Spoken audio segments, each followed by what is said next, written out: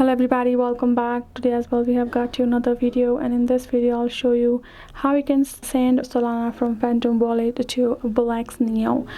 But before that, please do make sure to like our video, subscribe our channel, and yes, without any further delay, let's start. So what you're going to do over here is you're going to go to your BullX and you're going to go to wallet manager, and from there you're simply going to go ahead and go to your currency section, choose the Solana as the currency, and tap on the option of receive. Then a address will pop up including the QR and the address at the bottom.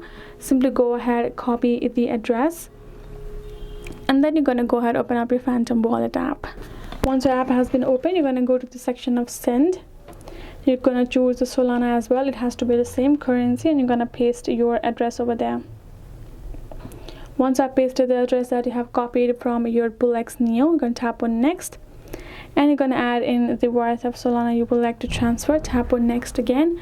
Go ahead and recheck the information and confirm it your transaction is good, and you can check on BullX Neo later on if they have received or not. You will also receive notification regardless, but you can do that for the security.